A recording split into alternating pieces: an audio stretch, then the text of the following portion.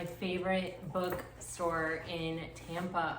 I went there with my daughter and my best friend, and we had brunch, and it was wonderful. And if you're ever in Tampa, I recommend taking a stop by Oxford Exchange. The beautiful thing about Oxford Exchange is that I find I can pick almost any book that I want, and just any book off the shelf, and read it, and I'm gonna love it. It's gonna be a great book. It's a very carefully curated selection where I just have never gotten a dud there. So I did something fun, and I did something I always wanted to do. I judged a book by its cover, and I got two books that I just bought them purely off what their cover looked like, and the fact that they were at Oxford Exchange, and I could really trust that they were gonna be great. And then I let my daughter choose a book for me. So I brought my books home, and I will show you what I got. The two books that I chose by their cover are Bug Hollow, and the other book that I chose by its cover is called A Sharp Endless Need. All right. So it was summer, it was August actually, and I guess it's October, so I guess it was more than a month ago that I went, but I've been busy. So anyway, time went by really fast. So anyway, I did read both of these two books. I just finished them. I loved both of them. And the book that my daughter chose for me is called The Club. And I have not read this book yet, but I'm going to very soon. And it says, I don't know what it's about, and I don't love knowing a ton about books when I read them. Sometimes I do, but for the most part, I like to just be really surprised. I like to have no idea where it's gonna go. And but this book on the cover, it's by Jennifer Dossel, and it says, where American women artists found refuge in Belle Epic Paris. Belle Epic Paris. Sorry, I wear glasses, and I swear when I don't have them on, I'm not nearly as smart or good as a reader. Anyway, I am really excited to read this book. I am an artist. I've been a photographer for many years. I also paint and do pretty much, you name it, I probably have done it. But anyway, I'm very excited to read this. I do just want to give you a quick book review on the two books that I have read from my book haul. And I'll start with A Sharp Endless Need. I read this one first. I just literally reached in the bag and chose one. And this book I never ever would have bought if I would have known what it was. And so I learned something really great, that sometimes choosing a book by its cover, judging it by its cover, is a really wonderful thing, because it might open you up to reading something that you never would have read otherwise. And that's definitely the case here. This actually, I believe it would be categorized as queer fiction, which I have never read before.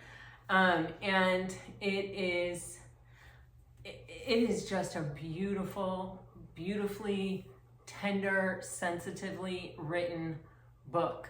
It's by Marissa Crane, and it's about a girl who is going through some pretty big life changes, but she does it with a lot of grace. You know, I mean, that might not necessarily be true.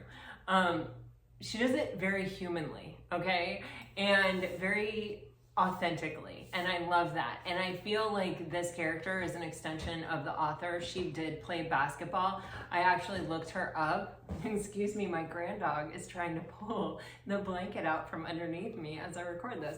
She played basketball at Drexel, and she's from Pennsylvania, and I believe this takes place in Pennsylvania. I'm not sure it ever specifically says that, but you can tell that it's like that general area.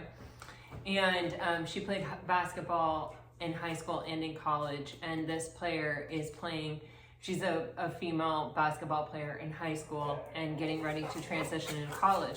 She has a major life event and really kind of skates through it. You see evidence of it affecting her, but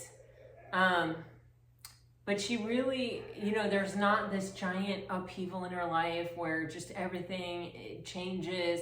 She stays very kind of even keel, but she's going through a lot of changes, and it is kind of centered on her relationship with one of her teammates in particular. But there are really beautiful interactions, like with her coach and with the coach of a college that she wants to go to. And, you know, that this is just a really rich character study, and just a small fragment of someone's life that is different than me. And it opened my eyes up. I have never thought about a lot of the topics in this book. I didn't play high school basketball. I didn't, you know, like, I'm very different than this main character. And I just thought it was a very rewarding experience to kind of find someone that I had on the surface nothing in common with, very relatable in a lot of ways.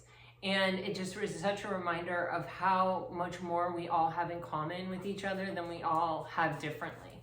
And it's just a moving piece of beautiful fiction. I think it was just beautifully written. And Marissa Crane, she did write a few other things.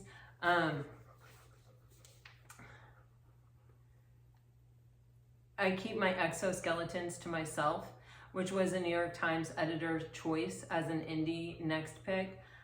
You know, she is an award-winning author. I love her picture. I don't know if you guys are gonna be able to see it. This isn't where I'm normally gonna record. I'm just here right now because we're doing work in the room where I will be recording. But you see how this is just like a normal picture. It's not professional. She's not all done up. She's just, this is probably what she looks like every day. And I love that. There's an authenticity to that really shines through in her writing.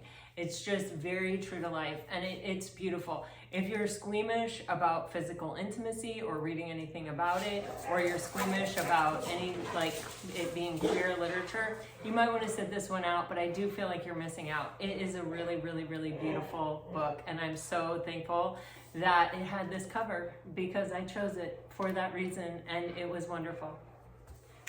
All right, the next book I'm going to tell you about is Bug Hollow, and it's by Michelle Huneben. I don't have any idea how to say that, and I'm probably going to mispronounce a lot of authors' names, and I'm really sorry about that. I just, I do the best I can. All right, so she is actually a writing professor, in California, University of California, Los Angeles, UCLA, is that what that is? Anyway, so this book takes place in California. Again, it's close to the writer. You can tell there's an authenticity in it that you can feel that she has lived something about this. Either she like knew someone similar, or, you know, but this is a beautiful book that is it's told, every chapter is kind of told through the perspective of a different character in the book.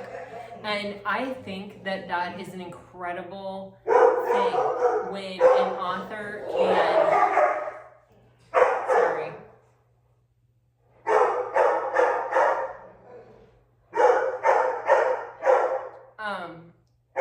maybe I'll get really good at technology and I'll edit that out.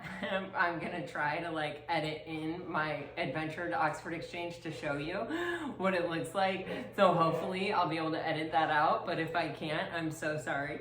My dogs live here and they're awesome dogs. And lay down, little girl. Bhakti, okay, we're all here, the gang's all here. All right, lay down. Oh my goodness. Girlfriend, she doesn't, get that, you maniac. You're on YouTube. Look at the camera. Say hi. Say hi, little girl. Okay. I love you. All right, lay down. lay down. This is my grand dog. I can't tell her no because she's my grand dog. She's my only grand dog. Yes, aren't you? Yes, yes you are. I know, I love you so much. I love you so much. Okay, get down. Let grand dogma finish. Let grand dogma finish. Okay, so it's told from the perspective of all the different characters in the book, and they interweave. And I just, when an author has the talent to have you connect so deeply to so many different people and personalities, I just think that is such a gift. I think that is such an amazing experience. And she did. I was totally there with each and every character, and the way they all came together was, you know, you just wonder sometimes, like, where do they get these ideas for these stories? You know, where does this come from? It's really creative. It's a really well-told story. It is definitely, it's a book worth reading, and it's beautiful. It took me a very short amount of time to read it. I was disappointed when it was over, and it's like 270 pages. It's just, but it's beautiful. The whole entire time, it's beautiful. And I miss the characters. I remember very specifically the characters, who they are. They're very human. They're very not perfect, but they're all very likable, very lovable, very relatable. So that's Bug Hollow. Love it. So, and also, you know, I was thinking, like, when I read this, it reminds me a little bit of Anne Patchett's book, Tom Lake. And it also reminds me of Jonathan Franzen's Crossroads. So if you like either one of those books, I think you will like this book. That being said, if you don't like either one of those books, I still think you might like this one. So take that as it resonates. All right, that is what I have for you. And hopefully I'm going to be able to insert in the video my trip to Oxford Exchange and show you how beautiful a place it is. I love going there. They have wonderful food, they have wonderful drinks and a champagne bar. And they have a coffee section and a tea section, and just a very small, carefully, beautifully curated selection of books that I can walk in and choose a book by the cover and know I'm gonna love it. So anyway, if you're in Tampa, Oxford Exchange. All right, thank you so much for joining me for this, my very first